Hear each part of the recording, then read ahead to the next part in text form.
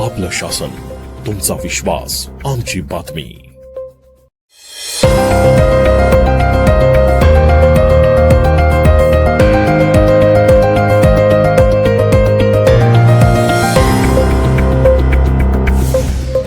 आपलं शासन, तुमचा विश्वास, आमची बातमी. नाशिक जिल्ह्यात अवकाळी पाऊस आणि गारपिटीमुळे शेतकऱ्यांचं मोठ्या प्रमाणावर नुकसान झालंय. कांदा, द्राक्ष, मका आणि गहू पिकांना फटका बसला असून या नुकसानीची पाहणी करण्यासाठी माजी खासदार समीर भुजबळ यांनी निफाड तालुक्यातील विविध गावांना भेट दिली आहे. निफाड, येवला आणि लासलगाव परिसरात अवकाळी पाऊस आणि गारपिटीमुळे शेतीचं मोठं नुकसान झालंय.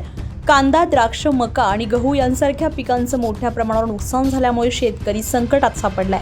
या पार्श्वभूमीवर माजी खासदार समीर भुजबळ यांनी टाकळी, विंचूळ, कोटमगाव, खडकमाळेगाव आणि वणसगाव परिसरामध्ये प्रत्यक्ष पाहणी केली आहे. पाहणी दरम्यान त्यांनी तहसीलदारांशी दूरध्वनीवरून संपर्क साधत नुकसानग्रस्त पिकांचे सरसकट पंचनामे करण्याच्या सूचना दिल्या. कोणताही शेतकरी मदतीपासून वंचित राहू नये यासाठी प्रशासनानं दक्षता घ्यावी असं त्यांनी स्पष्ट केलंय. यावेळी परिसरातील शेतकऱ्यांनी देखील आपल्या नुकसानीबाबत माहिती देत तातडीने मदतीची मागणी केली आहे. यावेळी मंत्री छगन भुजबळ यांच्या माध्यमातून नुकसानग्रस्त शेतकऱ्यांना आवश्यक ती मदत उपलब्ध करून देण्यात येईल असं आश्वासनही देण्यात आलंय. आता मी जे आहे खडक माळेगाव, टाकळी, वणसगाव, कोटमगाव या सर्व भागाची जी आहे मी पाहणी करत आहे.